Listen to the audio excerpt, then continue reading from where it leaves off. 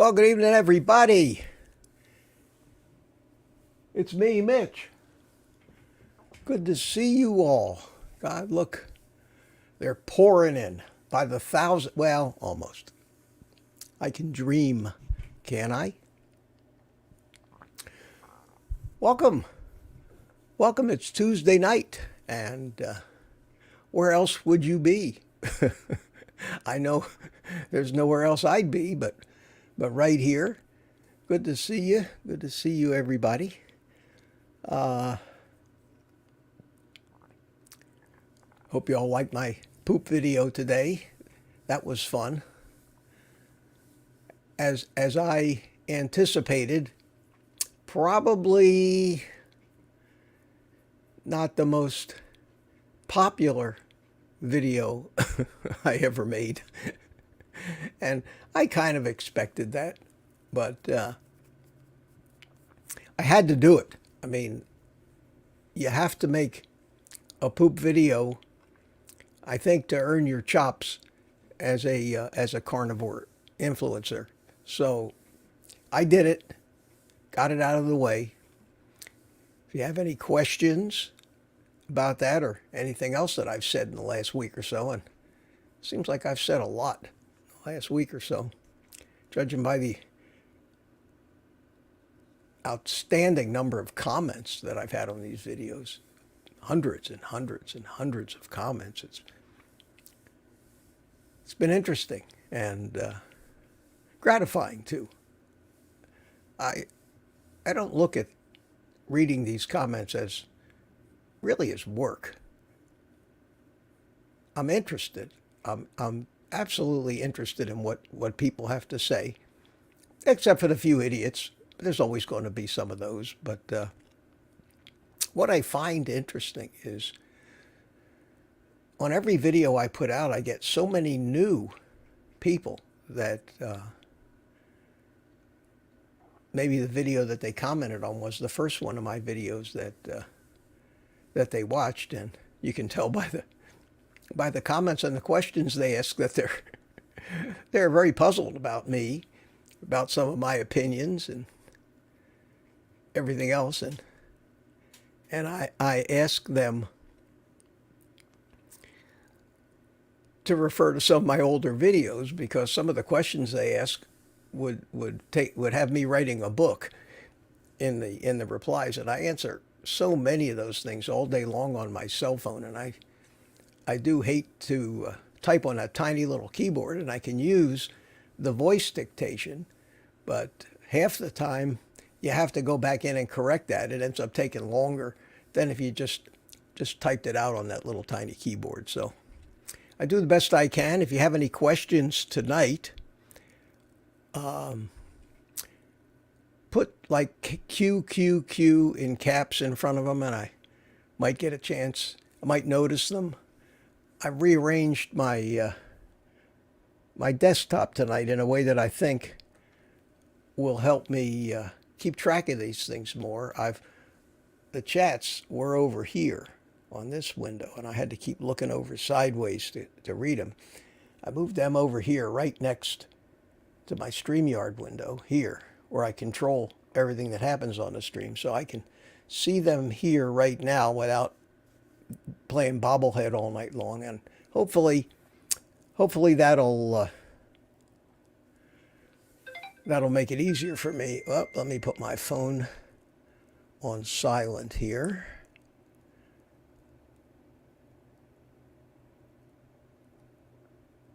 Excuse me 1 second. There we go.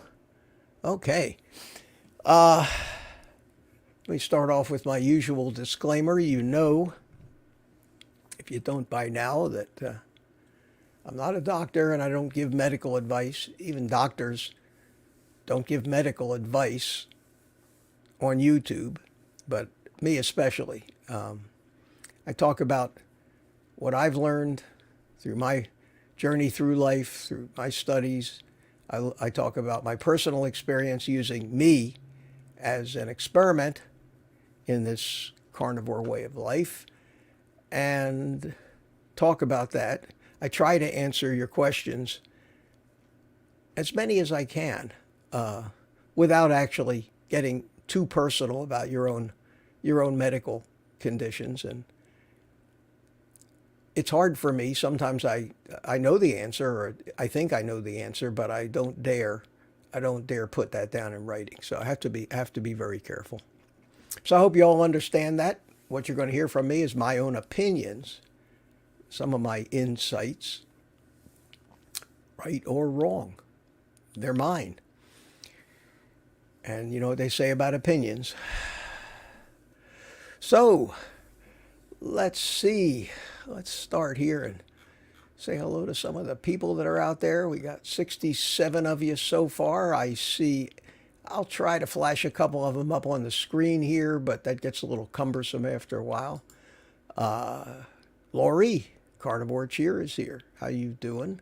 Lori is a member of our private community, and I always like to thank the people that are channel members and encourage anybody who would like to join up. And I do a live stream on Thursday night where I share the link to the actual stream panel itself, and anybody who wants to can come in, and basically it's like meeting face to face, and it's a private stream, so only members can see it. It does not go out to the general public. But thank you so much to all of you. I appreciate it greatly. My buddy Drone Shots is here. He's always one of the first ones in. Hiya, Jody. How you doing? We got Jerry Bell. Hi, meat people. And I guess you all are meat people. BB1 Mac. Hiya, Mac. How you doing tonight? My good email buddy Cliff Medina. Cliff's always sending me interesting stuff that he finds, especially with his adventures in ChatGPT. And I know from reading the stuff he sends me, I'm learning, and I imagine he's probably noticing too, that as biased towards the national nutrition narrative as Google is, so follows most of the artificial intelligence search engines. And they spew the same establishment, dare I say, crap that anywhere else when you do a search on YouTube. The bias is wildly evident in the returns that you get. You do get, if you word your query exactly right, you can get some information from the other side, but invariably at the end there's always a disclaimer telling you that you need to Oh, David Deist, thank you so much, my friend. Let me put that up there if I could find it here. Where is it? There it is.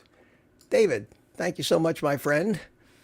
I am getting labs done tomorrow morning. Are there any extra lab tests you'd like to get done while they have the vein open? For example, vitamin D25. Oh, David, I can only go along with doctors like Ken Berry and what he recommends. And it depends on the shape you're in and what you're looking. If you're more interested in the diabetes and the sugar angle, then you should definitely get, I would say, a fasting insulin test. He also, if your A1C is wonky or something, or you don't trust it, he also talks about a glycated albumin test, which I think is another accurate way of measuring average blood sugar. But other than those tests, as far as vitamins go, they do test for vitamin B12. They do a D test, and I'm not exactly sure which one of the standard vitamins they do in their vitamin D test. But most of the standard blood panel, I don't put a lot of faith in the blood panels. One of the reasons is that, well, for example, as Sean Baker showed in his recent video where he doubled his cholesterol in like 20 hours because he did a hard workout fasted, is these things are dynamic and they're constantly changing, like your blood pressure. You can measure your blood pressure and go watch the news on TV and then measure it again, and it'll be up 30, 40 points. These things change so much. They're a snapshot in time. And when that snapshot is taken, how long was it since you ate? Did you fast? Did you fast too much? Did you work out within a day or two before you had your blood test? All this stuff can make these numbers go up and down 10, 20, 30%. So you have to take all that stuff with a grain of sand if you don't want to have to go in every day and have a blood test and then take a 1 month average of 30 different results. So I'm not a numbers guy. I just have a whole different philosophy about numbers when it comes to blood tests and things like that. I have a very simple philosophy about all this stuff. And Cliff Medina emailed me a whole treatise on the research that's being done into the microbiome. And while all that stuff I think might be very interesting, in my head, the jury is still out about any attempts that we make to try to override or regulate programming that's as ancient and formed over millions and tens of millions of years in our ancestors that works. And proof that it works is that, we're here and alive today. I think that so many of the medical interventions that are going on are happening because we are fooling with that ancient chemistry that works so well if left alone. And everything we do, from the food that we eat, screws with that. If you're taking any drugs, it screws with all of those things. If you've taken an antibiotic lately for anything, and I know doctors today prescribe those things like candy. Oh, you got a sniffle? Here's a Z-Pack for you. That stuff wreaks havoc on the bacteria everywhere on our body, inside and outside. It's no wonder that the microbiome, the gut flora, that's populated with thousands of different species of bacteria that have found a symbiotic relationship with the human animal and are a big part of our health. So much of what we do screws that up. And then all of this regulating that we try to monitor and control ourselves to fix it, we don't know if it fixes it. We don't know if it screws it up even further. So for me, and I can only tell you what I do. What I do is fight like hell to not put anything in my body that one of my cavemen ancestors could not have put in his body or her body 30, 40,000 years ago. I do take electrolytes. Excuse me a second. This is just calling my name here.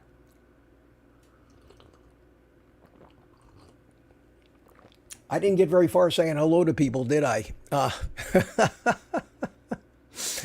That always happens. Well, if I don't get to say hi to you individually, we'll catch you sometime down in the chat, and I'll say a blanket hello to everybody that's here. Almost 100 of you so far. Good to see you.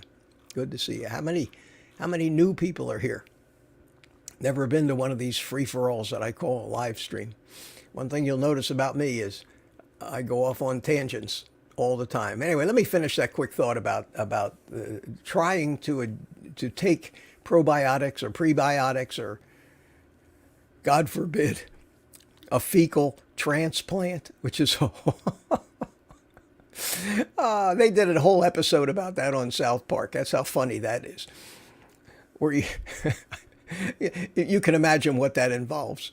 But they do that too. They think that they're all smart enough to second guess those millions and millions and millions of years of fine tuning of tens of thousands of different chemical reactions and systems in our body that filtered the stuff that didn't work it out through natural selection over tens and hundreds of thousands of generations of living things,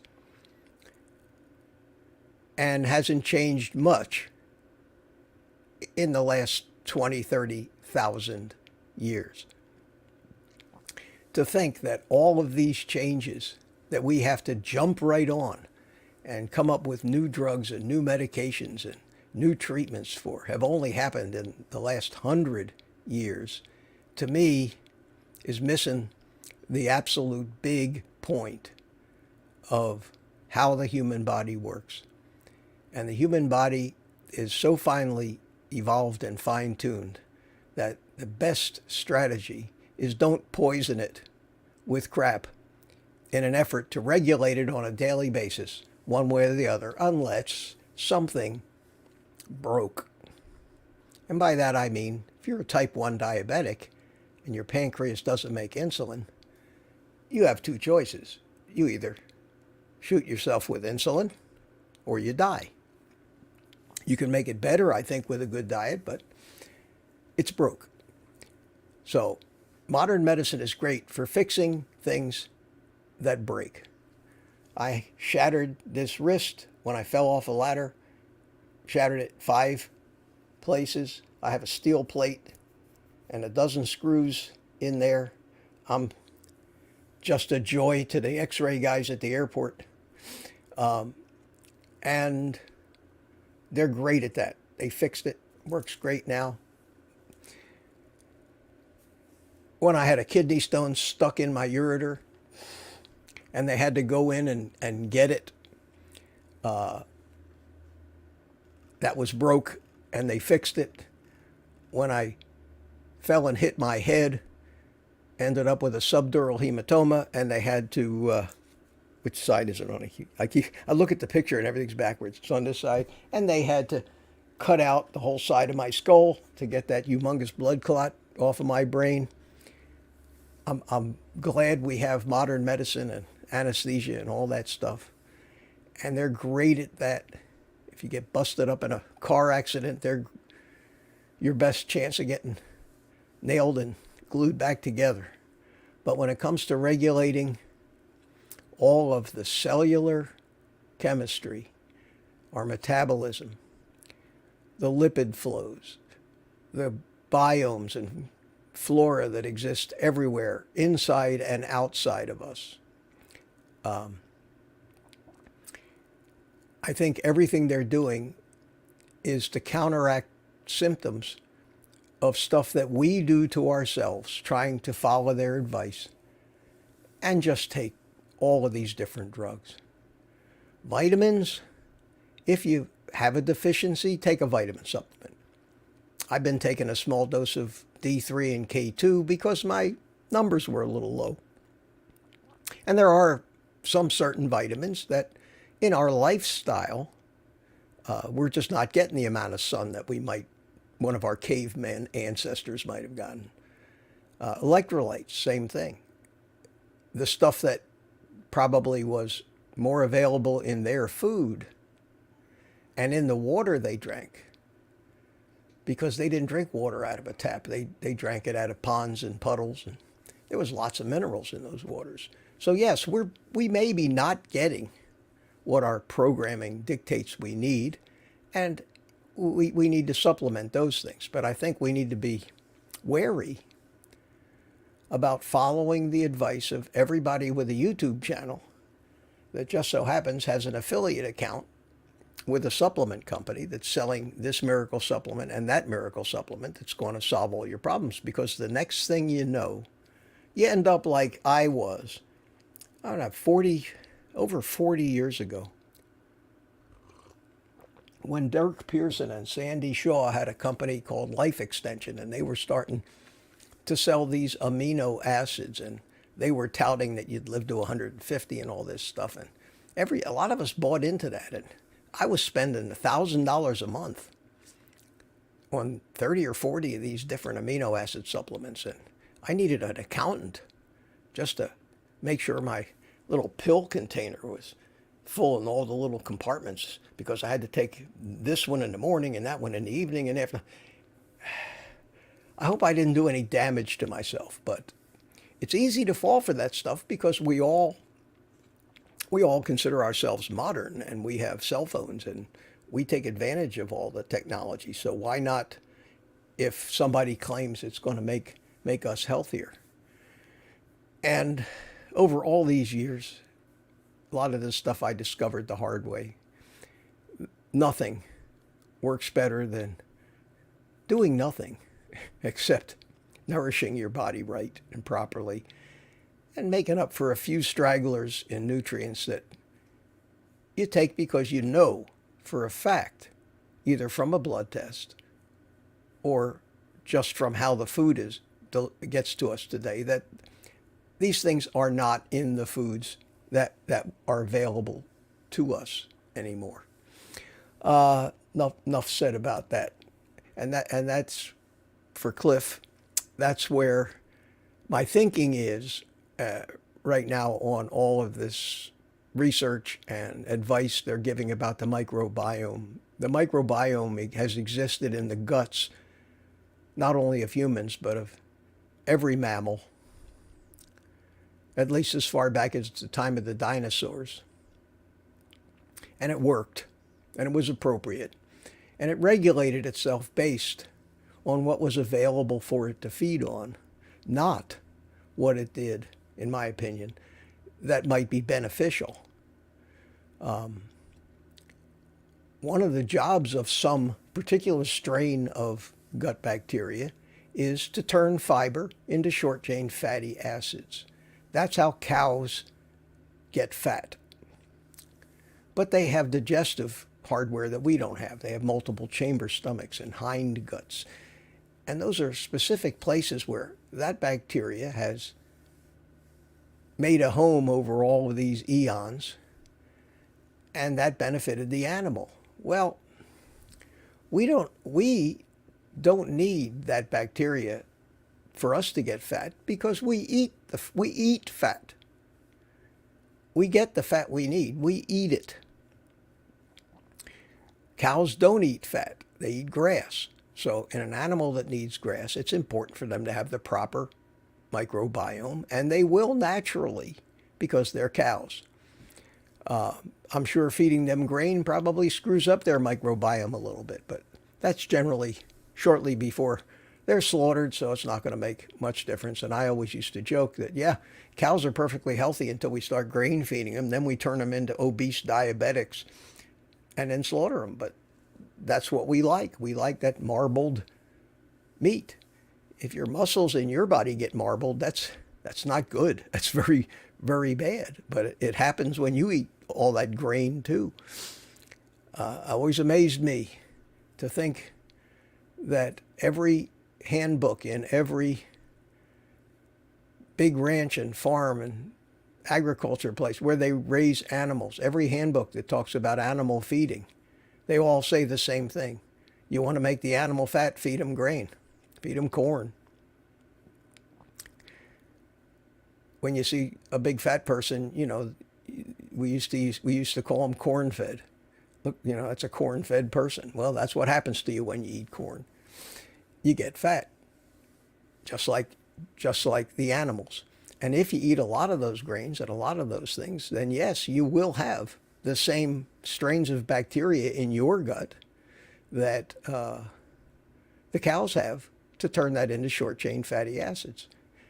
Not because they sit there saying, oh, this guy we're riding around in needs these short-chain fatty acids. It's just that's their chemistry, and they're there because they eat that particular type of nutrient. And if you're feeding the animal a lot of it, you'll encourage the growth of that strain of bacteria. When you as a human stop eating all the grains, that strain of bacteria will die off in your gut. It'll downregulate. There won't be food for it. And that shock to the feeding habits of all of this gut bacteria of yours, when you just abruptly switch from eating a standard American diet onto a meat and fat-based diet, your gut bacteria are protesting. They're marching around in there with little signs saying, "You're starving us, you're starving us." They get angry, and you get diarrhea and all kinds of strange things until eventually, in a week or two, they're gone, flushed out, and what you're left with is a different balance of bacteria that thrive on the diet that you're then eating, and then things start to get a lot better because that's the way they're supposed to be. And for some pharmaceutical company to tell me that I need to have that grain-eating bacteria in my gut, why? Well, everybody does. You know, it's normal for humans to have that. It's not. It's a false assumption. So why would I want to take a pill full of that grain-eating bacteria to try to repopulate it in my gut when I'm not giving that strain of bacteria the food that it needs to live, and it'll die and make me sick in the process? And that's why I'm still on the fence about whether it's a good idea to try to micromanage something as complex as trillions, and I mean trillions, of bacteria that live inside us in a symbiotic relationship that over time in nature have become beneficial. They take from us in the form of something and excrete back something else that our physiology finds useful. And there's a lot of that stuff going on, and there's a lot of research going on, and I never believed the statin stuff 30 years ago when they started that. I still don't believe it today, and I don't know how long I'm going to live, but I think if I live that long, I would still be on the fence about the probiotics. That's my opinion, and that opinion just comes from logic and common sense. My first thought, whenever they propose some new wonder drug or some new fabulous thing that we can ingest, my first thought is, how the hell did humans do without this 300 years ago, 400 years ago, 10,000 years ago, 100,000 years ago? And how do all the living animals today that, if we don't feed them poison, manage to live long, healthy lives on their built-in programming, not trying to keep manipulating what they put in their body? We're the ones that are screwing them up. I'm going to save you something here. I'm going to save you just a little something that you don't want to see. I'm going to blow my nose. Sorry about that. But the last thing in the world I want to do is sit here and have my nose run. Okay. There might have been some smoother way I could have done that. But who cares? So let me head back to the beginning of the chat, say a quick hello, look for some questions here. I said Cliff Medina, Jerry Bell, Josephine C., how you doing? Richard Williams in Copper Hill, Tennessee. Naruto Kuhn is here. Good evening, everybody. Linda G., how are you? Kurgan 60 is here. William McCartney, hello, Mitch, and all who have come to partake in the wisdom of a cigar-puffing guru. You guys are going to love. Now, the private community has already seen it. I put it out to them today. I had a fun video that I made this morning, and I'm hoping that everybody gets a kick out of it, and I don't get too much heat for it. But tomorrow, 1:45 Eastern is when it's scheduled to come out of the gate. So I hope you all enjoy that. Ann Bielecki, how you doing, my friend? We were just listening to Boz for you in Melbourne, Australia, my sister city. I'm in Melbourne, Florida. Sandra McDonald, how are you? And Kurgan 60, and again, Ronzo. Mitch, do you do iodine as a supplement? I do. I do. I use the J. Crew's Lugol 2%, like Ken Berry recommends. I get it on Amazon. One drop. Not a dropper full, but just one little drop. And I do it about every other day now. I don't know if I need any of it. I was doing it every day. I have a cup of coffee in the morning. It's just become part of my routine to put a drop of that in the cup when it's in the coffee maker. And it can't hurt me. It's 1,500 micrograms.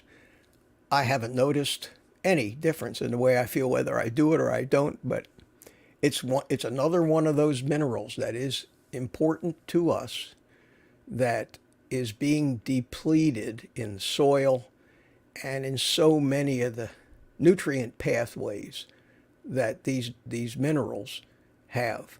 I don't know how many of you know the difference between a vitamin and a mineral. I'm assuming most people do. But if you don't, because they always talk about vitamins and minerals, it's very simple. Minerals are elements. They're just elements, like magnesium is a metal, sodium is a metal,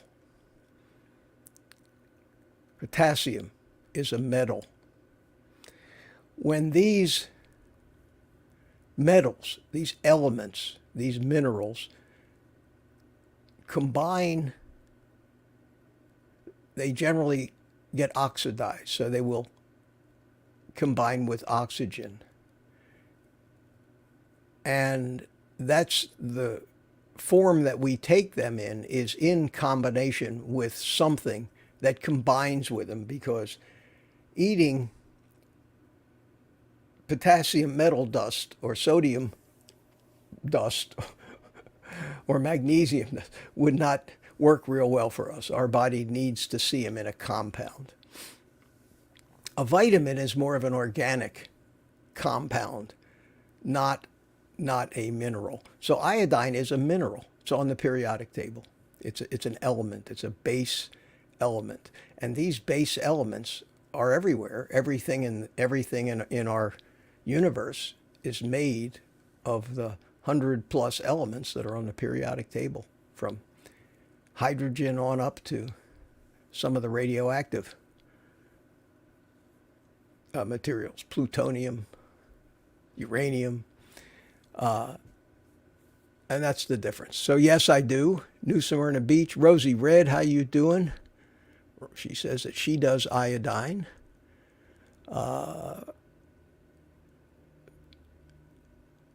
You're talking back and forth here. Randy K. Hi, my friend. How are you? William McCartney asks everybody to hit the like button. Michael Pregler, how you doing? Good to see you. Michael's becoming a regular on our Thursday night live stream. Good to see you. And if you notice in the chat, anybody who's green is a member of the channel. And I'm getting to know some of these people, and they're great people. I enjoy it. Florida, how you doing? Mitch, yes, very pretty poop video. I tried not to get too disgusting with it, but it is important. I mean, where you have carnivores, you're discussing that stuff. I mean, that's just a natural part of bodily functions that in most people is screwed up beyond belief. I know it was in me. Jerry Bell has given me 3 poop emojis. Thank you so much for that. Tammy, is it an L or a T? Pitarch or Pilarch? I can't see the little cross there. Kurgan and Rosie Red. Bill Cook, how you doing? Waves at me. Bags Packed Family. Jonathan from West Papua, Indonesia. How you doing? Moving to Alaska. Oh, God, man, I can't understand that, but it's going to be cold up there. Robert Bowen from Thailand. Hey, thank you, my friend. Good to see you. Tim Brethold. When I eat, it's like clockwork, right to the bathroom. Will this go away? Well, that's, it's hard to say. I don't know what you're eating, how long you've been doing this. I would think if you stick to pretty straight carnivore, not maybe not militant carnivore, but you don't eat carbs, you don't eat grains, you don't eat seed oils. Maybe you use a little seasoning, maybe you drink a little coffee, stuff like that. I would think that, yes, I would think that it would straighten out if you're fairly new to carnivore and you're all of a sudden eating loads of fat that you're not used to eating. Yeah, that stuff will run right through you, and that's how you tell after you've been carnivore for a while, by the consistency of what comes out. If it's loose, too much fat. If it's constipated or too hard, not enough fat. And that's one of the things we can regulate. And we see the results in a day or two. Tammy says she loves the Monday morning coffee chat. I hope you guys like that. It was a thought. It was a thought that I had.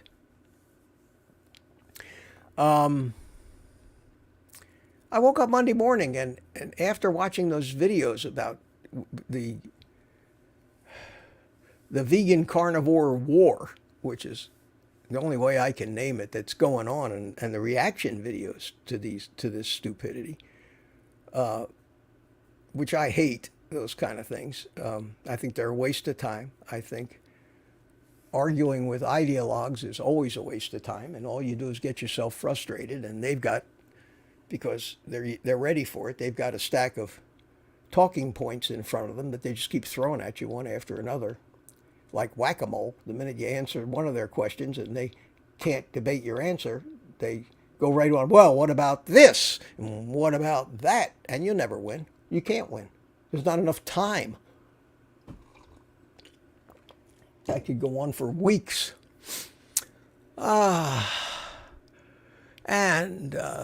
Yeah, Tammy loves the Monday morning thing. Jet Engine has just joined the channel as a member. Jet Engine. I like Jet Engines, being a pilot and all. Good name. Thank you, my friend. When I get to your... I also had another little super chat before. Let me put that up because I always want to acknowledge these things. Rosie Red, thank you. I bought your 10-inch frying pan today, Mitch. Good. Oh, you'll like those things. They're not expensive. And the ceramic coated ones don't have Teflon or any of those forever chemical things in them. They're non-stick. They work great. And they're so cheap, $30 maybe. They use them for a year or two, and they'll just, especially if you get the white ones, the ones with the white insides, they'll yellow a little bit. And I use them for a year or so, and then I treat myself to a new one, throw the old one away, or give it to Goodwill or something. But they're fine, and I just don't worry about getting poisoned with that. But thank you so much for the super chat. I appreciate that. And let me go down here and find, there it is, Jet Engine. Became a YouTube member. Thank you, my friend, and I'll look forward to meeting you. We'll see you. Look out for the notification for the chat on Thursday night for the live stream. Hope to see you there. I was saying I was up to Jonathan Bags Packed Family. I like how you referred to yourself as Red Riding Hood instead of Cinderella in the poop.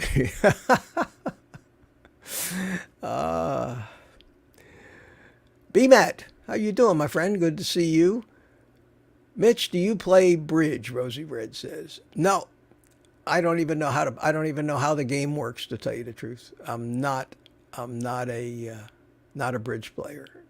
And Tammy asked me earlier, do you eat butter?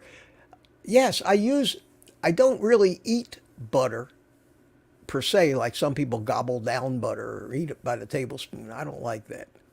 I do use it in a lot of cooking, especially it's my favorite way to sear a steak, especially a steak that I've sous vide.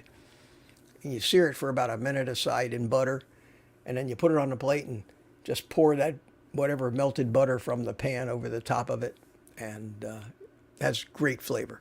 Has great flavor. I really enjoy that.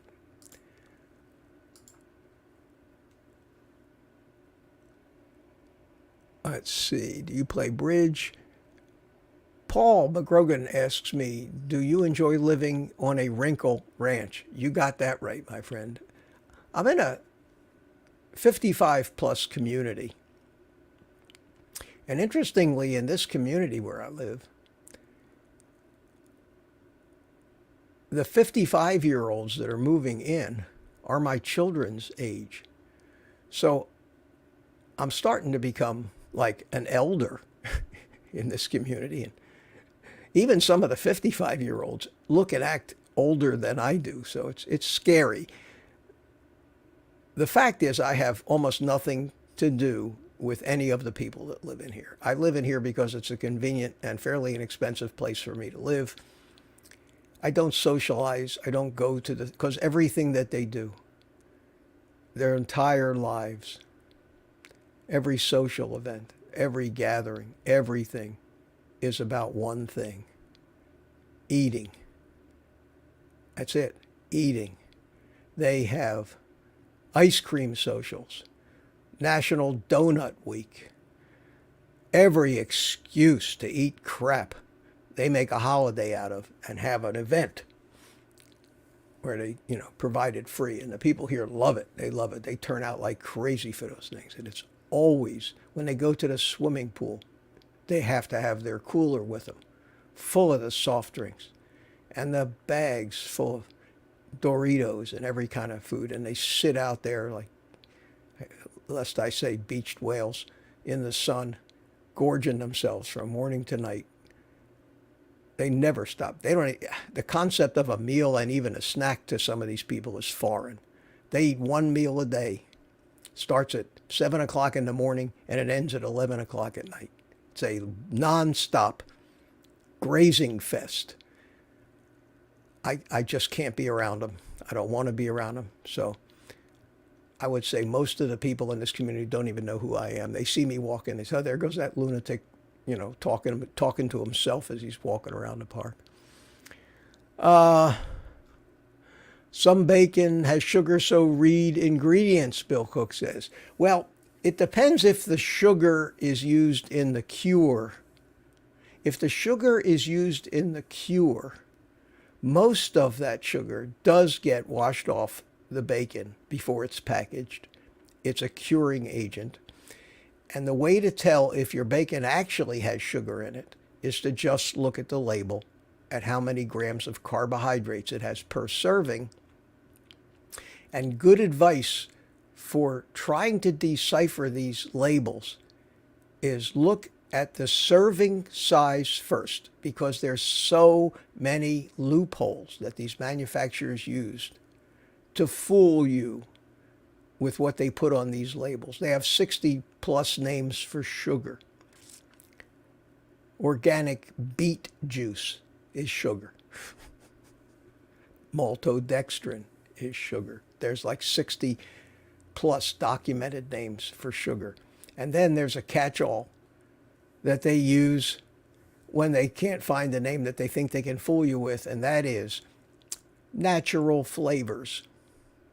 When they put natural flavors on the ingredient, run like hell. Don't buy anything that says natural flavors. That's also sugar. But if the serving size for bacon, for example, is on my extra thick, quarter-inch thick Wright's bacon that I use, where 4 or 5 slices of that bacon is a half a pound, which is what I eat every day.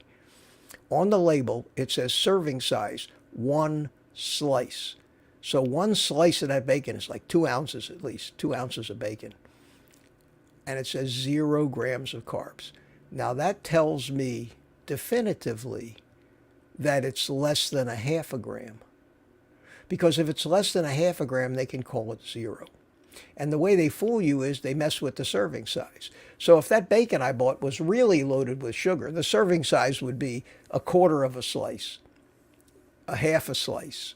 Whatever it took, reduce the serving size to whatever it takes to get the carbs in that size slice below half a gram so they can call it 0. The other trick that they all use is net carbs, which is, anytime I see net carbs on a label, I just disregard it completely. Any carbs on a label. Which is why the dietary advice that we get from all the keto and carnivore people, of course, keto people concern themselves with carbs. Carnivore people, we don't talk much about carbs because we don't eat any. They talk about always if you're figuring 10 grams or 20 grams a day, it always has to be total carbs. They have so many sneaky ways to cram these sugars into the category of insoluble fiber. But another thing that they use on the label is the word organic. That's another bastardized label. And usually people have to pay, big companies pay a lot of money and try to qualify to use that word on their packaging. And it's next to meaningless as well, because it doesn't mean there's no pesticides, fertilizers, all that other kind of stuff used in those products too. Even in the products that I buy at Sam's, the quote pasture raised, it says right on the package, on the eggs, pasture raised. They're brown eggs. They're good. I like them. I eat them. But right on the front of the box, it says 100% vegetarian fed.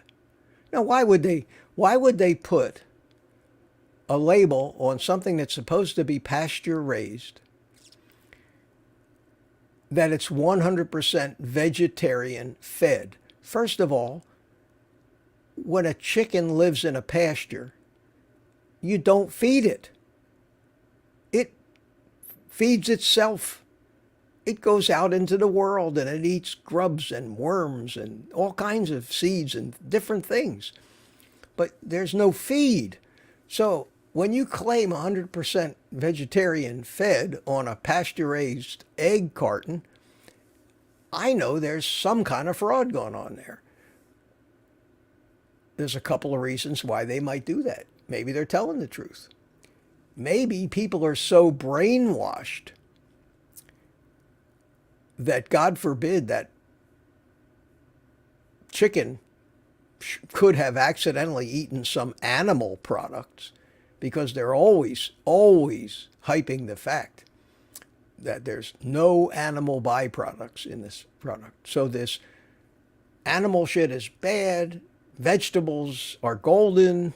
That philosophy has become such common knowledge now. And it's just wrong, but it's become common knowledge that people just won't buy something. Same thing with lean meats.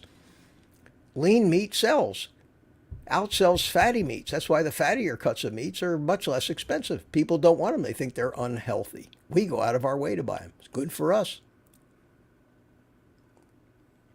The only fattier cut of meat that's not cheaper happens to be a ribeye. But you take briskets and chuck and all those are the cheapest cuts of meat. They're probably the most nutritious meats. Anyway, I go on. Michael Kesselman, how are you? Oh, Carnivore in 24 is here. How you doing? Carnivore in 24. I just discovered him, young man, and I found him in a comment on Carnivore Odyssey's channel, another new YouTuber, who gives me nice shout outs. And I gave her a shout out last week, and I hope a lot of you have gone over. She's very entertaining, and she told me she really liked this. God, my memory. Craig, I think it is. Is it Craig? Maybe. Carnivore in 24. He's another YouTuber just starting out, and seems like a very smart guy. And I left him a comment, and he wants to do an interview or something with me, and we'll probably get together sometime in the future. Sounds like he knows what he's talking about for somebody that's just starting out, so give him a shout. Take a look at him. Carnivore in 24. Michael says, question. I'm wondering if you have ever tried the lion diet. Not on purpose. Not on purpose, Michael. I eat pretty close to that now, but I do like to soiree away from beef, at least once or twice a week. I had chicken wings for my second meal today.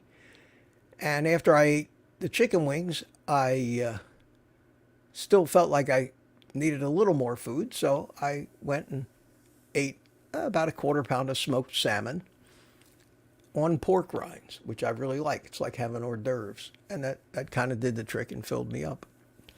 But I eat mostly beef. I guess I can't be a lion diet because I eat eggs every day, and that would disqualify me from that. So for that reason alone, no, I've never never done a lion diet. I think it's probably a great diet. I don't know if it'd be any better for me than the bacon, eggs, and beef and chicken and fish that I eat, and pork, ribs, and stuff like that. If I had a condition, an autoimmune condition or something that just wouldn't go away, I'd consider a lion diet for the elimination aspect of it, at least for 60 or 90 days, to see if it didn't cure up whatever it was that I was having a problem with. But I have no problems now with anything, doing what I do. And that's what each and every one of us needs to do. We need to find out what version of this animal product diet we can do and cure the things that we want to cure and feel the way that we want to feel. And that takes experimenting. And unfortunately, these experiments, you don't get instant gratification from them. Sometimes you got to do something for a couple weeks or a month before you even, and maybe you don't even notice the difference. So it does take time. It took me a little while to discover what I could eat, and found out that I can eat pretty much anything that comes from an animal. I gave up dairy, interestingly enough, not because I thought there was some reason I shouldn't. I just lost my desire for it after doing this for a year. After the first year, I was eating cheese, and I found that the cheese had addictive qualities to it.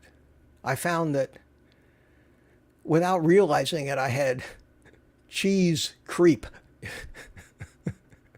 That's like carb creep.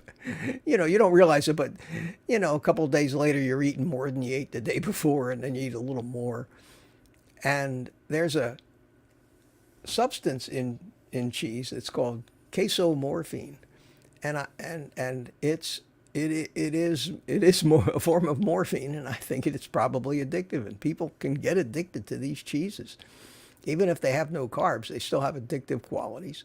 There are proteins in dairy that don't agree with a lot of people,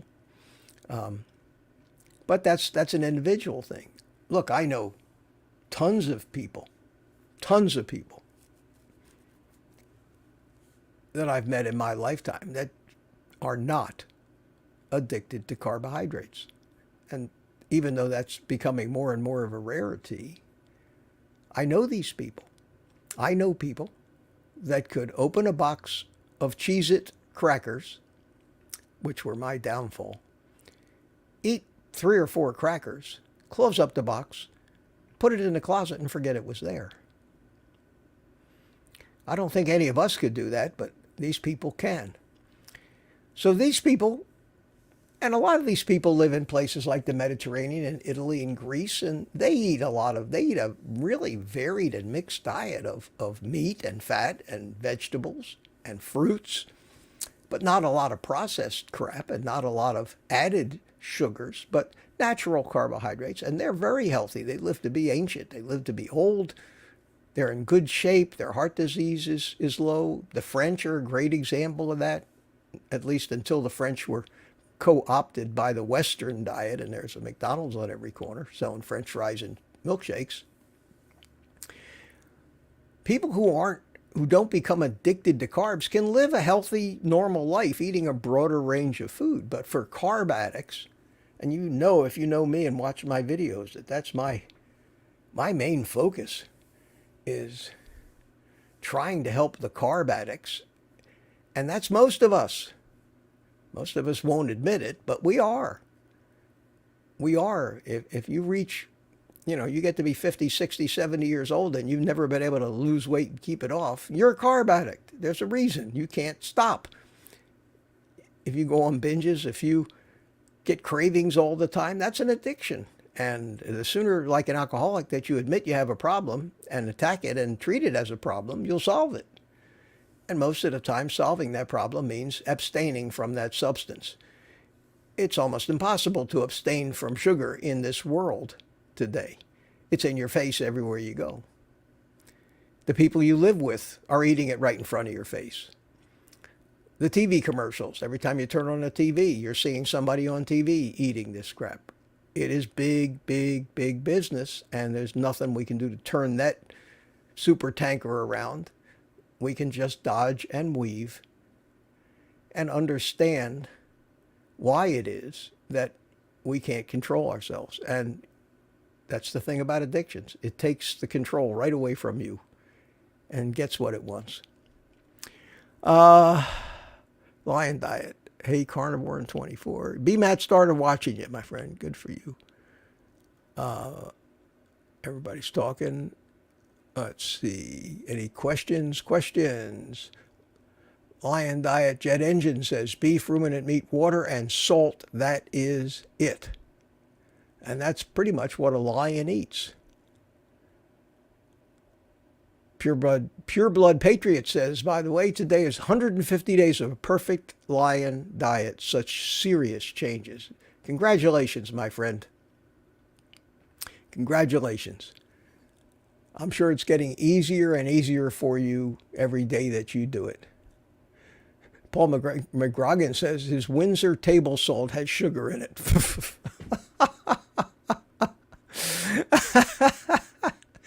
And Technonut says, WTF, sugar in the salt. Yeah, that's true. That's crazy. It's crazy. It's absolutely crazy. Jet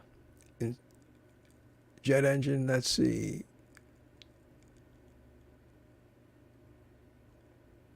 Yeah.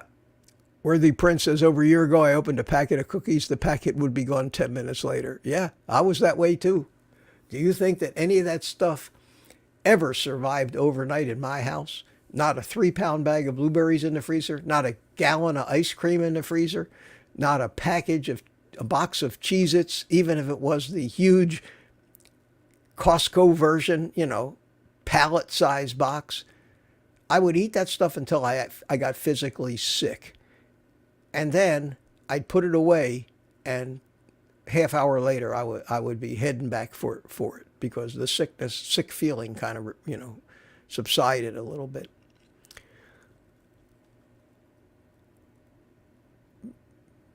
Thank you. The best cut of meat used to say they put crack on all the foods. Yeah, the crack is sugar. CB Carmack, hey Mitch, good to see you live. Good to see you too, my friend. Thanks for coming. Question. Aha. Have you ever had those beef rib sliders from Sam's Club? If so, I am curious how they stack up to your own ground beef choices. They call them prime rib sliders. They're like little baby hamburgers. I tried them once. They were way, way too lean, and I didn't like them. I only bought them that one time, and I did not like them, and I never bought them again. They weren't near as good as the different types of beef that. And I had the bison again because I had what was left in those packages I opened, and not crazy about it. Not crazy about it. The best tasting one I'll stick with my choice, was the Wagyu, and what they call grass-fed beef came in pretty close second to that at $5 a pound. I don't. If it's the difference between $4 or $6 for the cost of a meal, because that's a meal. You eat one of those whole packages, a pound or a pound and a quarter. That's a meal. I don't worry about $2 difference in cost. It's still cheaper than a ribeye, and cheaper than a lot of fish too. So if I can get by 2 meals a day for my bacon and eggs cost me $4. So if I can get by for $6 or $8 for my second meal, I'm at $10, $12 a day for food. And I apologize if I make people who are living on food stamps and have a hard life. I've had not a lot of comments, but a few kind of chastising me for being extravagant, spending $12 a day on food because they can't afford that. And I feel sorry for those people, but I can't feel guilty if I spend $12 a day to feed myself. I'm sorry. I can't do it. Most people in this world will spend $12 a day at Starbucks or the 7-Eleven store for a snack. and they'll spend $30 to $50 a meal to go out to a restaurant, even a casual everyday restaurant, 20, $30 for a meal.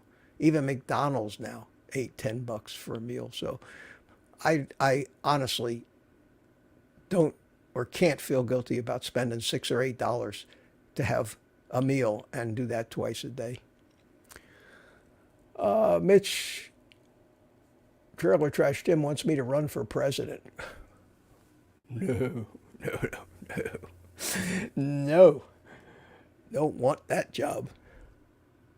I'm enough of a target just being a tiny little carnivore YouTuber here. Can you imagine? Especially with my past. Oh my God.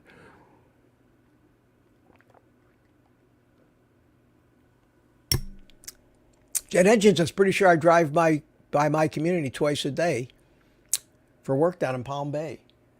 Well, Jet Engine, if you're a neighbor of mine, if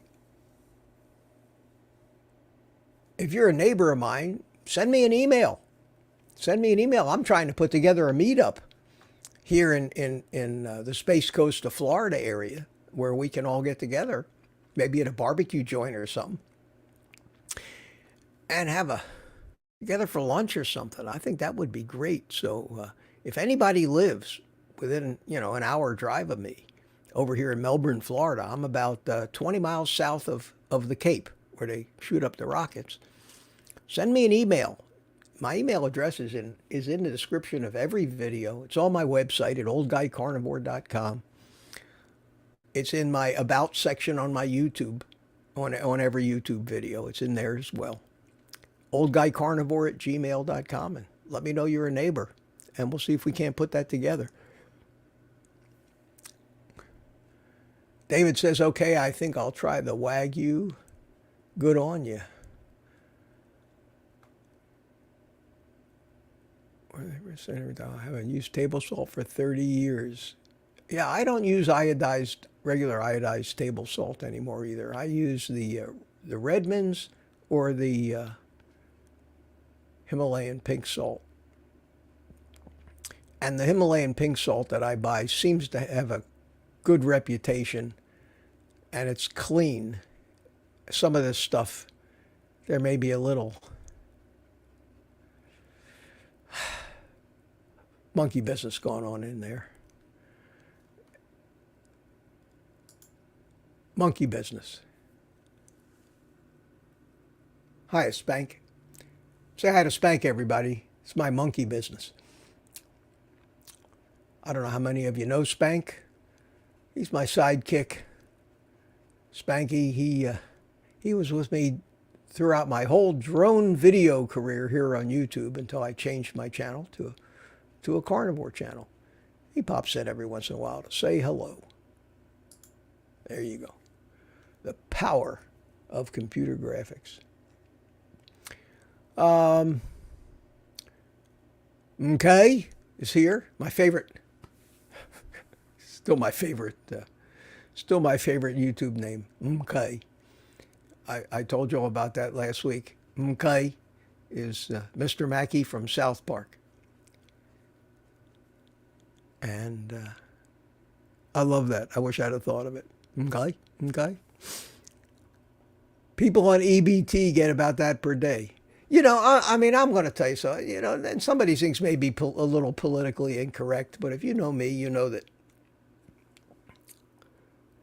if I didn't think, if this wasn't YouTube, I would be a lot more unfiltered than I am.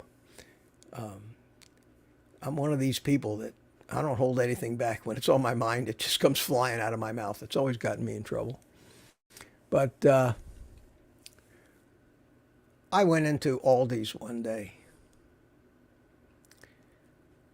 and I was behind a woman in line that had 2 shopping carts, 2 overflowing, mostly crap, mostly garbage food.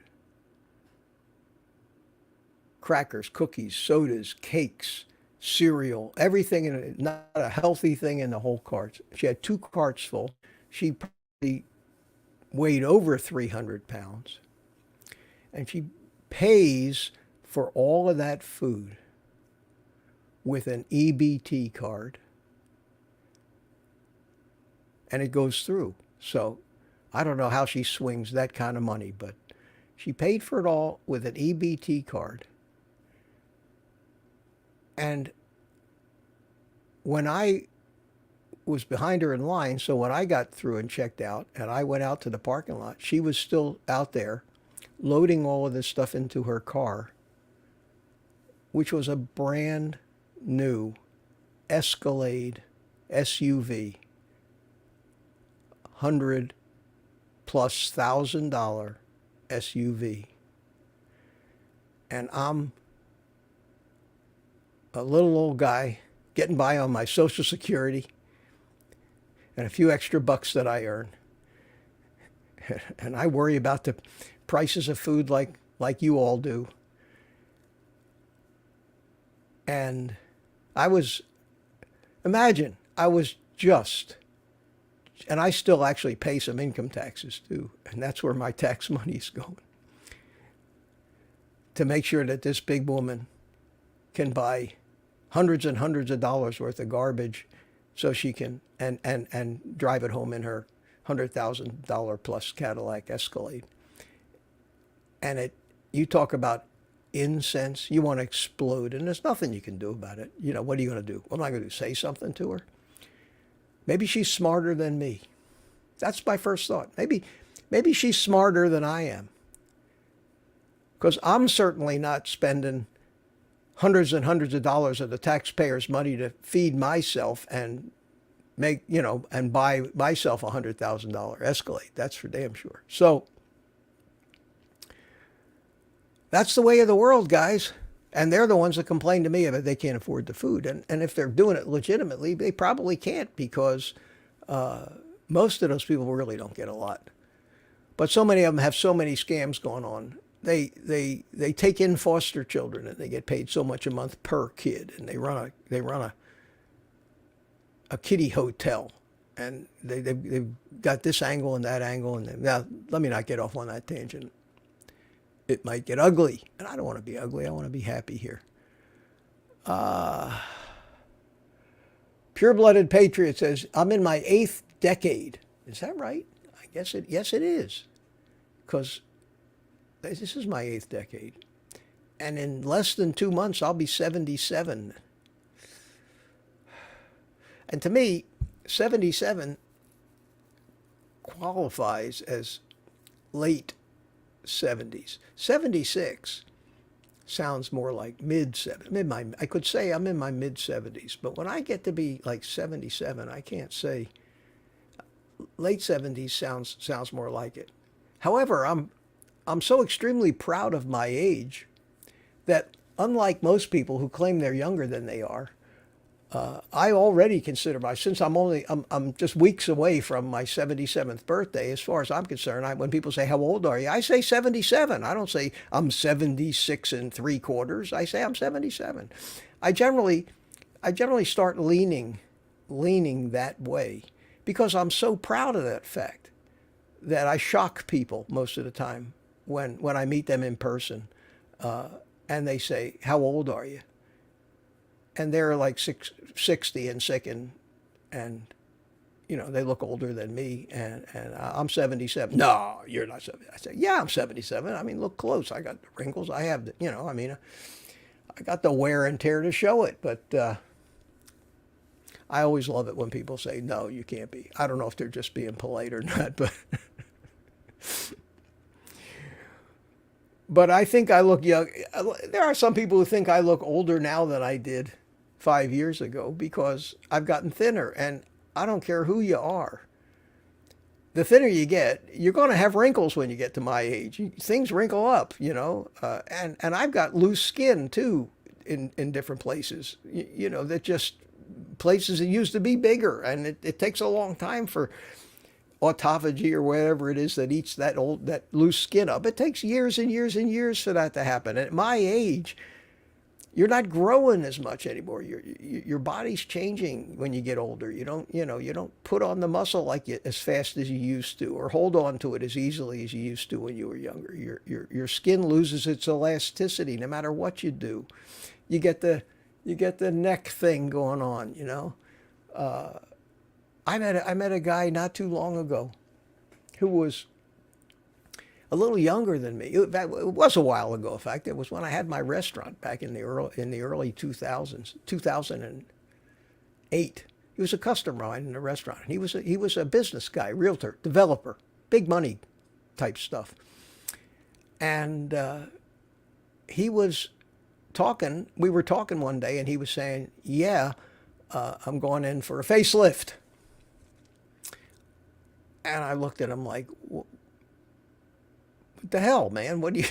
Why do you think you need a facelift? And he said, he just came out right out and said, he said, in the business that I'm in, the minute you start to look too old, you become irrelevant. And they don't take you seriously. You have to be young and vibrant looking. Now, whether that's true or not, I don't know. I don't know.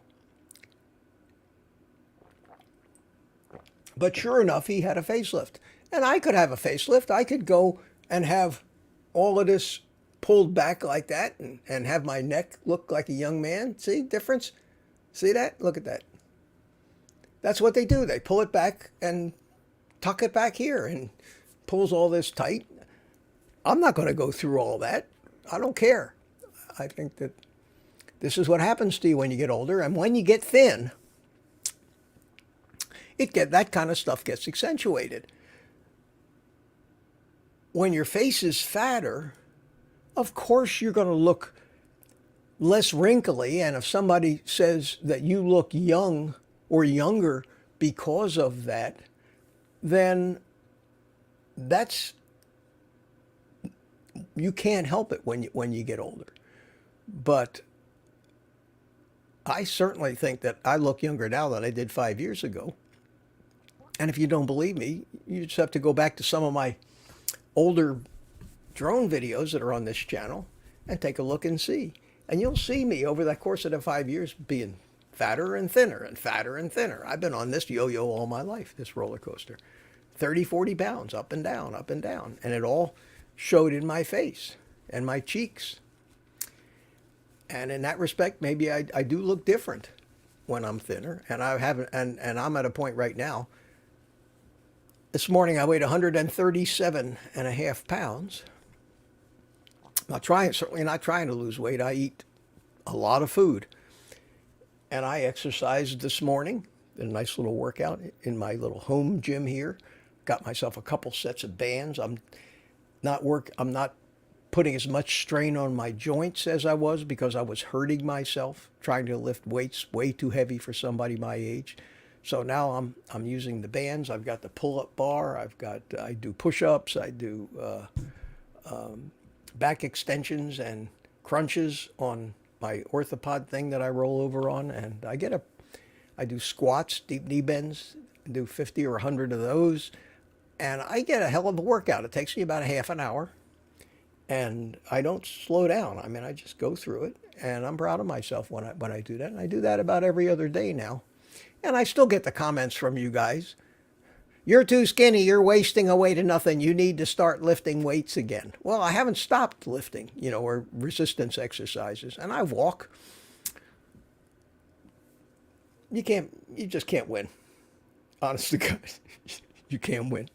One night on one of these live streams, I think it'd be fun if I just took 10 or 15 minutes and went through the comments on these videos I get and actually showed you what I go through answering some of these comments, and just answer them right in front of you, God, and everybody, because it's a trip. It's a trip what some people won't say, and some people will not hesitate to insult you or insult your intelligence. Not at all. I want to hope I have more tact than that. Okay, he says, yeah, I know I throw no food away on carnivore. You and me both. I live by myself. So the only trash in my house is trash that I generate. Do you know it takes me, the most I ever throw away in a week is 2 of these little kitchen trash bags full. That's it, because there's almost no packaging involved, no bottles or boxes. The San Pellegrino comes in these bottles, but I don't drink these all that much. And since I stopped using the flavored electrolyte mix, which I was mixing with this, and I use my own electrolytes that are unflavored now, and I mix them with water every morning, make a big 40-ounce thermos full of that stuff. I haven't been hardly drinking this stuff at all. In fact, I don't drink it at all except for all my live streams here, because it makes me look sophisticated drinking this fabulous Italian water. And that it's important to me that you guys think I'm sophisticated.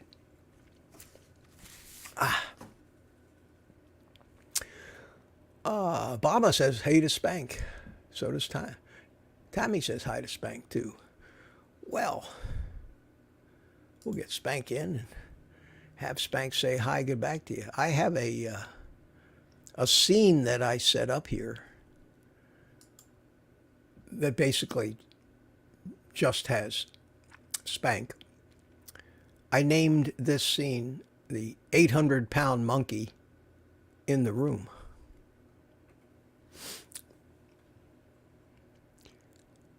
You can probably tell I like gadgets. I like to push buttons. I always have. I had some notes here. What did this say? It says comment on Monday morning coffee.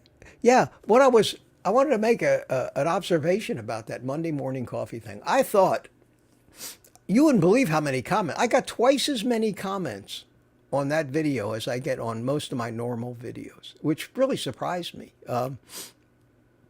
Because the thing was a last minute thought, impromptu thing. I just set the camera up in front of me and sat down on a chair and started talking. And it's not that none of my videos go viral like some of these videos do. Some of these videos that some of these people put out, maybe not in the carnivore world, but even in the carnivore world, some of them do, but they usually involve drama of some kind, like making fun of vegans or something like that. But the kind of stuff that I do,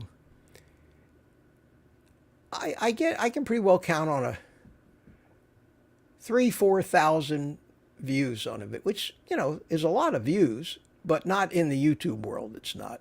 In the YouTube world, it's, 50,000, 100,000, 500,000, 2 million. Those are the videos that really drive a channel. And usually those aren't on the carnivore topic. They're on much broader interest topics.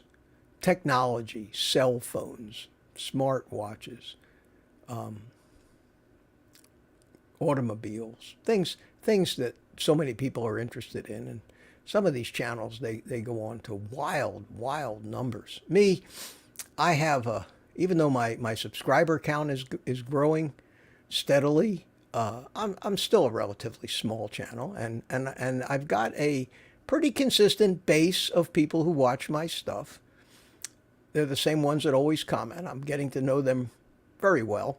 And I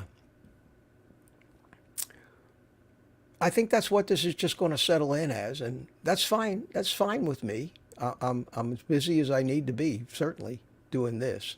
I do not have time for any social media. I have a Twitter and an Instagram, and never, ever have time to look at Instagram. And I kind of glance at Twitter once in a while. But to get into any conversations on Twitter or gain any kind of a big following would require way more time than I'm able to. So YouTube for me is pretty much, I would say, full time. I'm probably putting more hours into YouTube than most people put into their full-time job. So yeah, I guess it is kind of a full-time thing, and the response is okay. I like it, and Right now I have 161 people in this live stream, which is, back when I had a drone channel, I got 20 to 30 people for a live stream, and I thought that was great. So 161 people is fabulous for me, and I really appreciate all you guys watching, and hoping that I'm keeping your interest. Holy cow, it's 20 after 9 already. Can't believe I've been at this for well over an hour. Time flies when you do this stuff. Rosie Red, I will email you, Mitch. Yeah, do that, would you please? Do that. That'd be great. That'd be great. Let's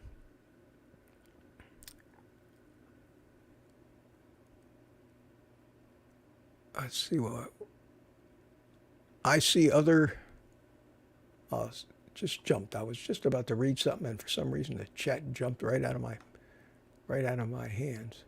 Anyway, I was talking about the Monday morning coffee thing, and what just surprised the hell out of me was the number of people who said, I'm sitting here drinking my coffee while I'm watching this video. And I think the coffee drinking amongst the carnivores is way, way more common than a lot of people realize.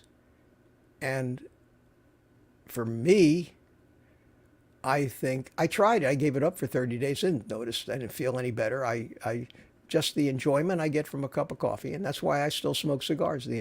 I don't think they're bad for me. I don't inhale them. I just puff on them, and they're relaxing. And I'm going to do it because it's my life. And I had made a mention of Frank Sinatra singing "My Way." I kind of view that's the way we all have to look at this. And if you're not 100% militant, obsessive, compulsive carnivore,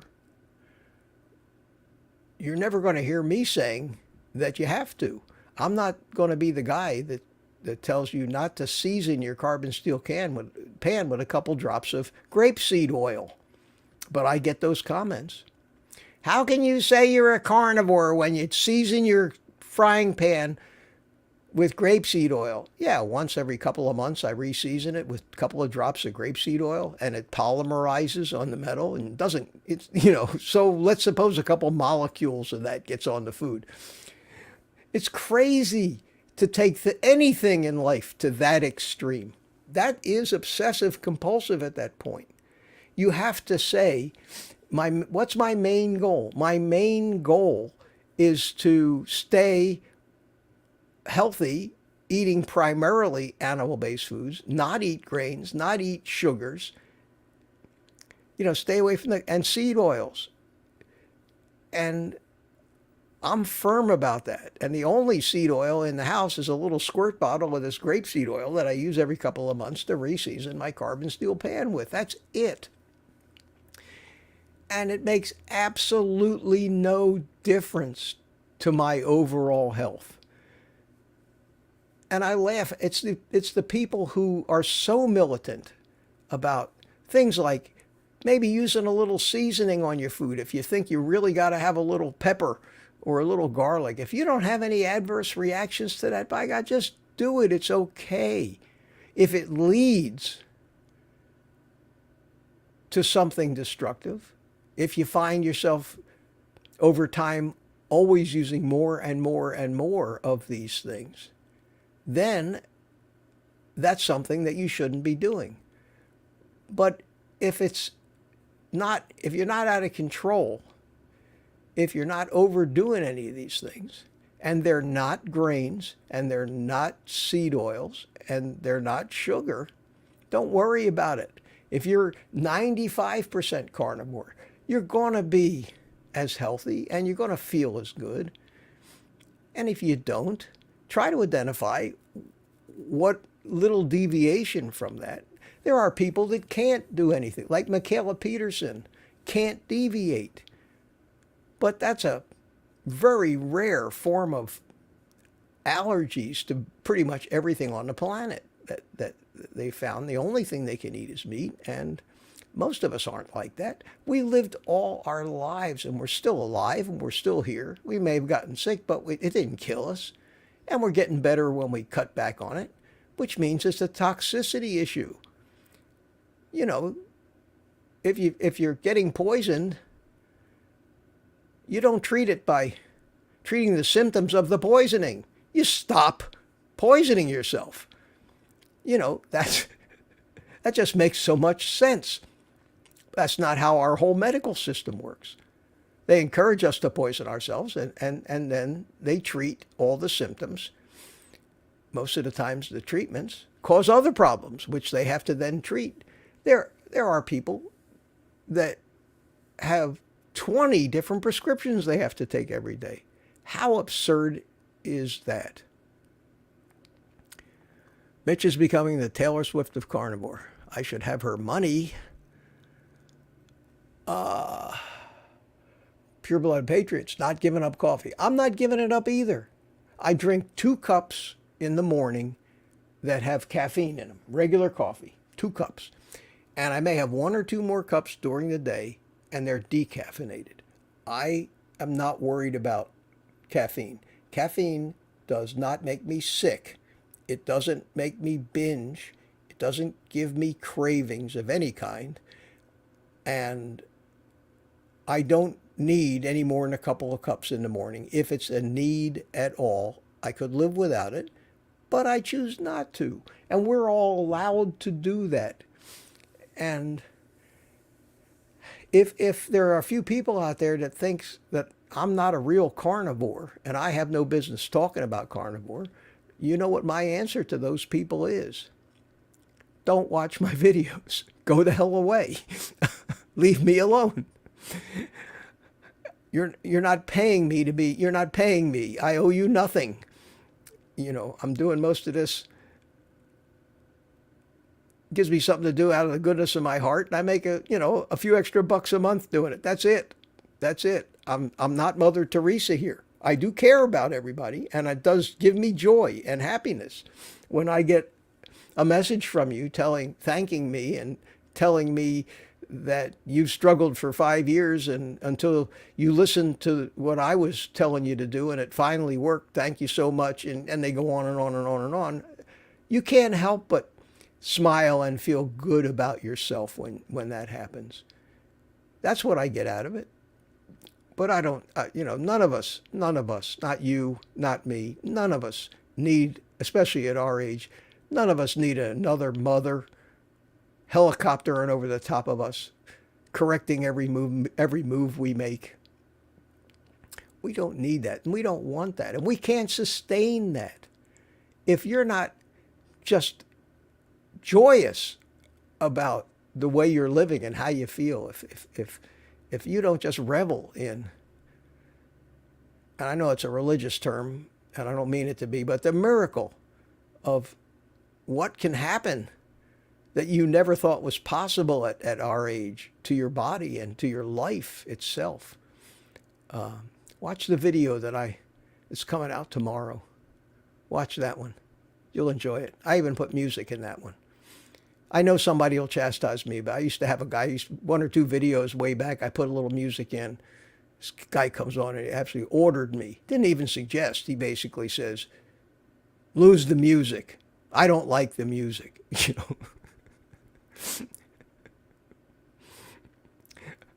And I say to myself, just who the hell do you think you are? The nerve of some, I can still hear my mother saying, when my mother used to, the nerve of some people, she would say.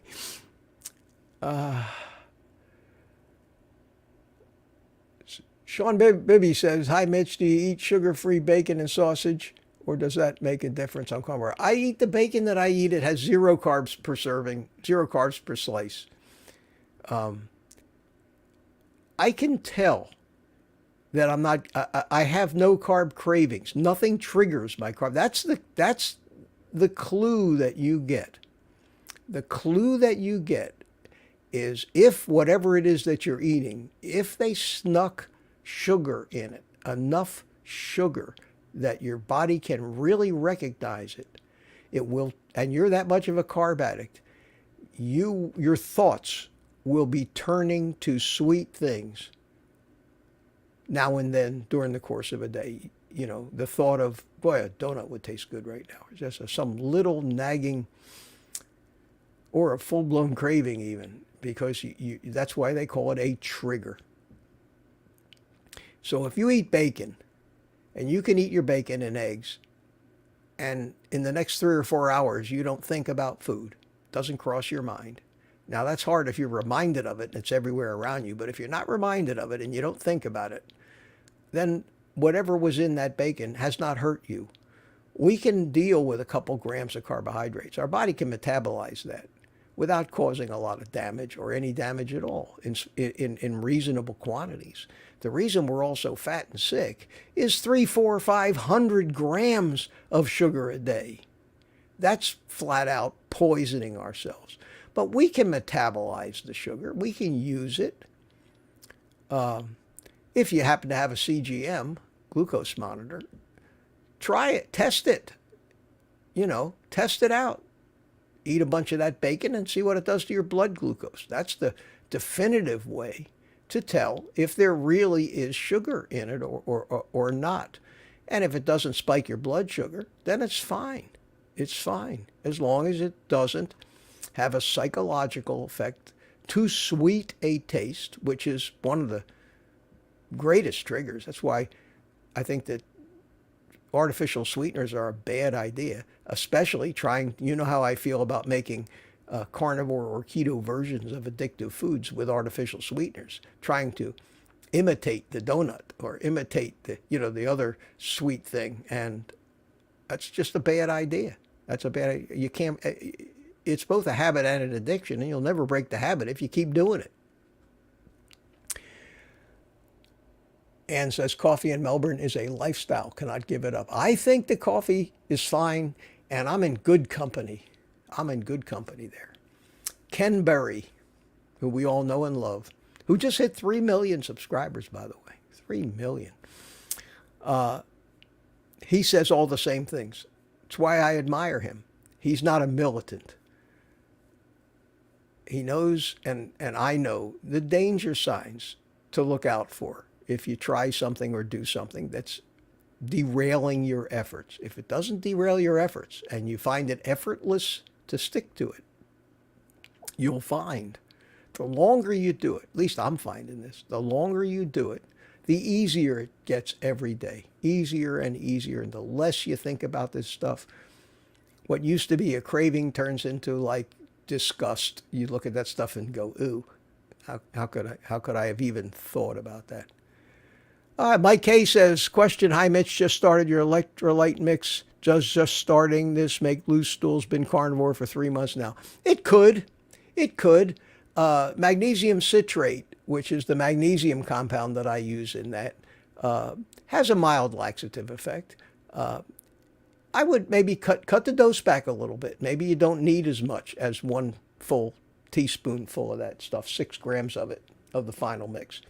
And go back over the formulation of it. Make sure you didn't put too much of the magnesium citrate in there. But yeah, that's one of the prime reasons that I used magnesium citrate. It's one of the more common forms of magnesium. Make sure you mix it up right and cut it back a little bit. Cut it back to half a dose and see if that doesn't stop that. And some people are using magnesium glycinate, but then you have to calculate yourself how much of that to put in the mix. Better that than being constipated.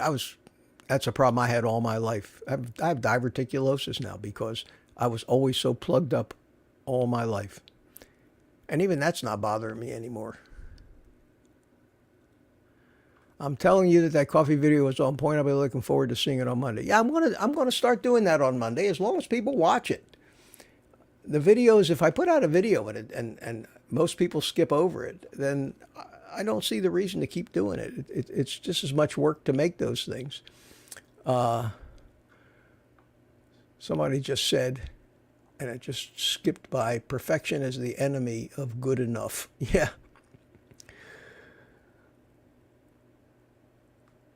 Want to know John P. Hi, John. How are you? John P. says, want to know why carnivore is great? I've only eaten twice in the last 60 hours, gotten less than 3 hours of sleep in the last 40 hours, and here I am watching Mitch while riding the stationary bike. Holy cow. You're putting us all to shame, John. Bill Cook says, dang, John P. And Technonuts laughs at it. Pure-blooded patriot. This is the idea. I had 2 to 3 strong ice cream urges, so I ate another steak. That's what I keep yelling. If you ever get a craving, just eat meat and make a meal out of it. If you start eating, whenever you start putting food in your mouth, which is why I'm so against snacking, when you take that first bite, it's the beginning of a meal. Finish the meal. Eat enough to be satisfied, and the cravings will not come back. It's very hard after you've just finished eating 1.5 pounds of steak, and you push the plate away from the table and you say, "Ah, God, I can't eat another bite of this." You're not going to get cravings for sweets. If somebody put it in front of you, you'd eat it like dessert. They say there's always room for dessert. Well, yeah, there's no room for it, but your body's going to make you eat it if it's there in front of you. So keep it out of your sight and make sure you don't get hungry. After 30 days, you don't have to do that anymore.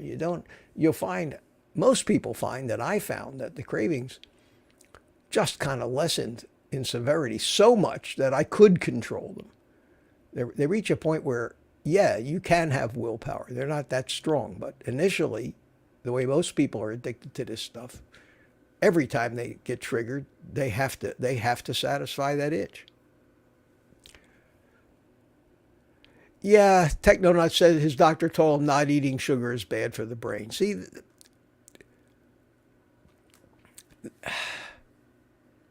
how can anybody have respect for a doctor that doesn't understand lipid metabolism and how ketones work and how fat fuels the body and how the liver can generate as much glucose as any glucose requiring cell in the body needs?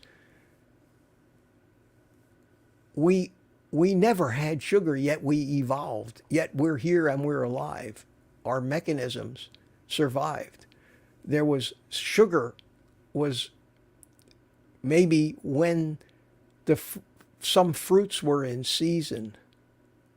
That's when they got carbs. Most of the time, there weren't any, unless you lived in a warmer climate where you had fruits and things or tubers. Some of these tubers had carbohydrates in them. But that's absurd. That's absurd to say that you can't live without sugar. I haven't eaten any sugar in 1.5 years. I dare. And this is not ego talking. This is just my observations from watching myself on YouTube, giving speeches, coherent speeches, out of nowhere, with no prior planning and no scripting. I don't know where this stuff comes from in my head. I think of a point for a video, something, and 20 minutes later, I'm telling you to take the rest of the day off. And consciously, I don't even think I was in the room when it happened. And I watch those things, and I say to myself, where the hell did that come from? That's the power of what we have in our subconscious, our real mind. When we take our subconscious out of the way, our real mind accomplishes things. It's our real brain, they call it animal brain, reptile brain, subconscious mind, call it whatever you want. It's the thing that accomplishes everything in our life.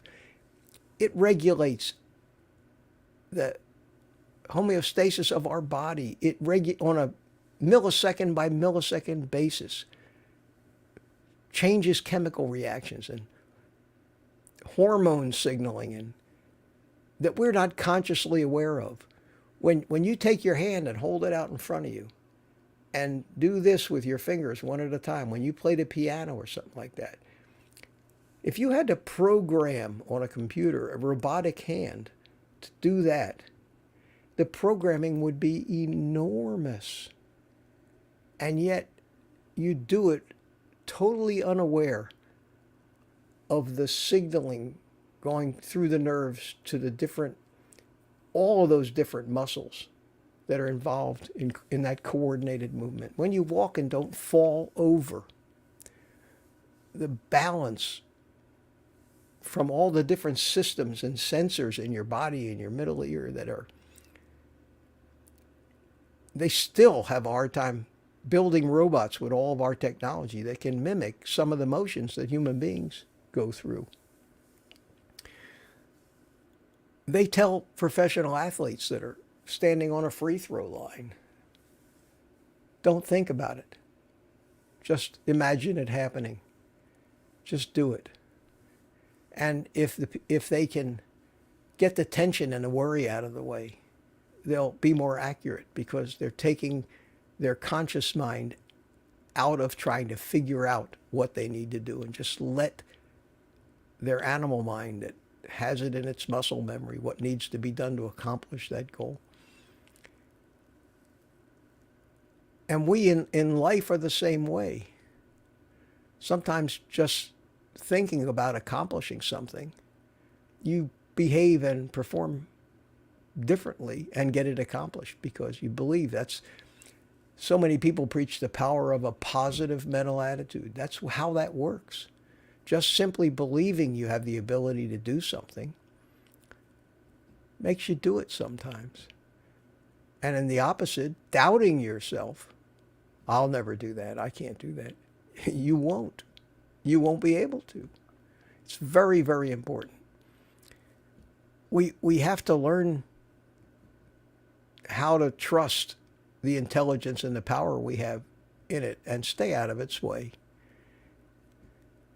And that power works against us when it comes to addictions. That's the problem with addictions. When that mind decides it needs a substance, it controls us, and it's tricky. Have you ever thought about the word rationalize? Have you ever rationalized anything? I mean, people can rationalize everything. It's wild. People can rationalize killing somebody. They can rationalize any bad behavior. They can come up with a reason why it's okay.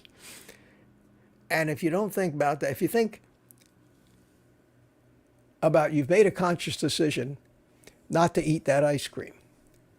I'm not eating that ice cream. Just not going to eat that ice cream.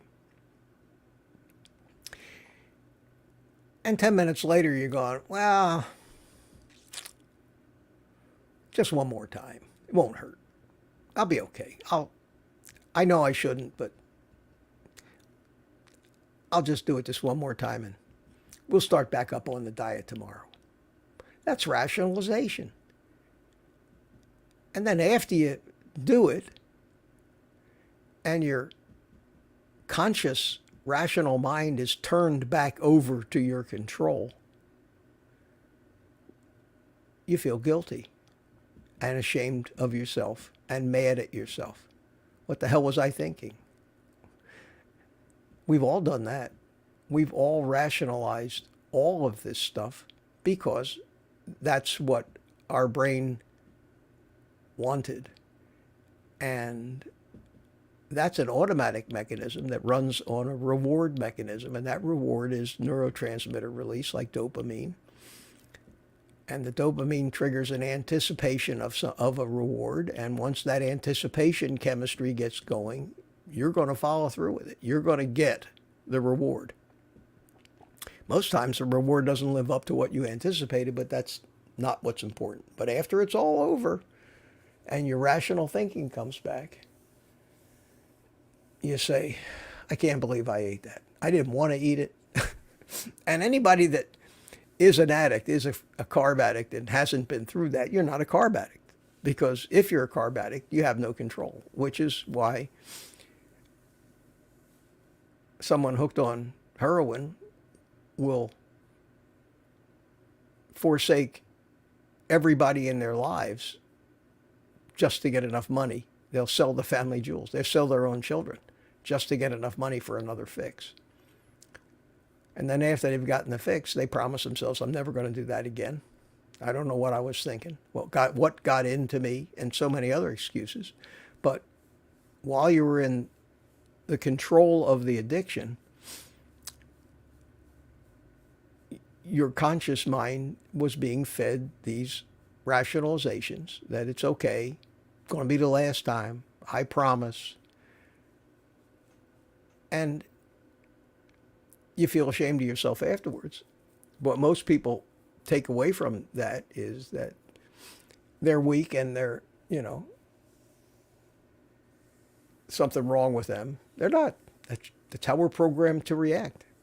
And that programming has roots in things that were necessary for us to survive through the course of our coming up. One of the main things, I don't want to get too off in this discussion, but one of the main things that was the granddaddy of this response of shutting off the conscious mind to allow the subconscious mind to perform a task without interference was hunting. Hunting was dangerous. You're out there chasing a 2-ton animal with a spear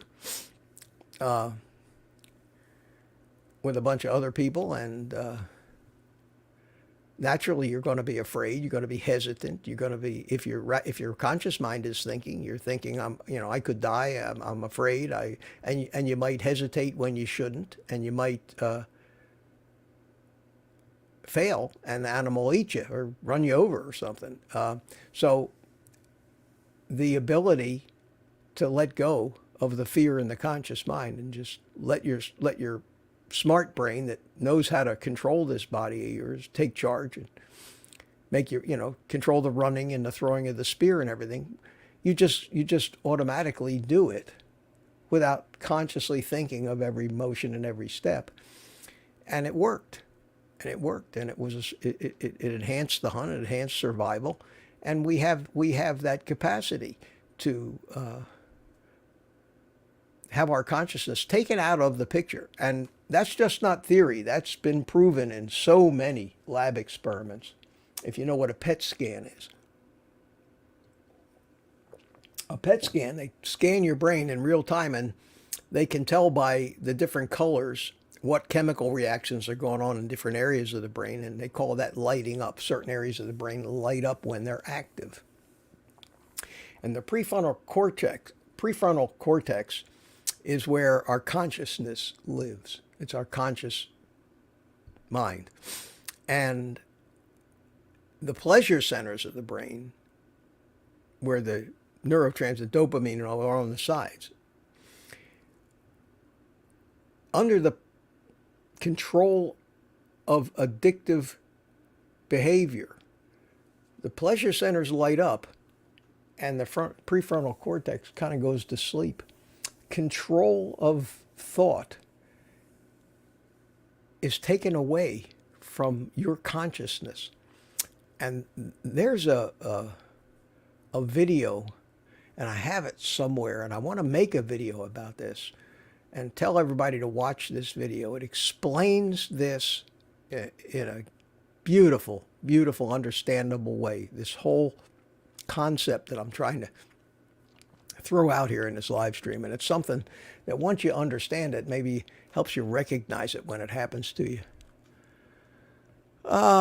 Pure blood, too much magnesium will create a bathroom emergency. Yeah, that's pretty well known. Most laxatives have magnesium in them. Milk of magnesia. Citrate of magnesia. These are they have laxative effect. That's not all that magnesium is used for, but it does keep the machinery moving. Let's see, we're getting on to almost 2 hours here, so I want to think about trying to wrap it up here. I know there's a few things I wanted to talk about I didn't get to. I didn't plug my website. I'll do it real quick. I have to plug I have a website, oldguycarnivore.com. You know that I have t-shirts available. Check those out if you'd like them. On my website, there's a page called Stuff I Use Every Day, and it has links to all of the gadgets and things that I use in my cooking and kitchen. You know, things like the air fryers, the frying pans, the thermometers, all that stuff. It's on there on oldguycarnivore.com. It's an Amazon affiliate link. If you buy it through my link, it's the same price, same Amazon, no difference, except they give me a couple % commission, and all that stuff helps. So I'd appreciate that. It's one thing I wanted to tell you. And I see that we're down to 130 viewers, so some of the people have probably gone away. But it happened. It finally happened to me. I'm at Sam's Club the other morning in the meat department, and a guy comes up to me. "You're the YouTube guy." And he was a viewer of mine. And that happens to a lot of YouTubers. It had never happened to me before. I got to tell you, it was a wild feeling. I can understand maybe how a celebrity or a star might feel the first time that happens to them. Eventually, it becomes a pain in the ass and they run around in disguise. But the first time, I've been doing this as a carnivore now for 7 months on YouTube. I have, let me see, just for fun. Let's see right now. I have 24,113 subscribers. And I'm going to have some kind of a little celebration. I don't know what it's going to be yet. When I hit 25,000, which should be in like 5 or 6 days, because I put on lately about 1,000 subscribers every 6 to 8 days, 2 to 3,000 of them a month.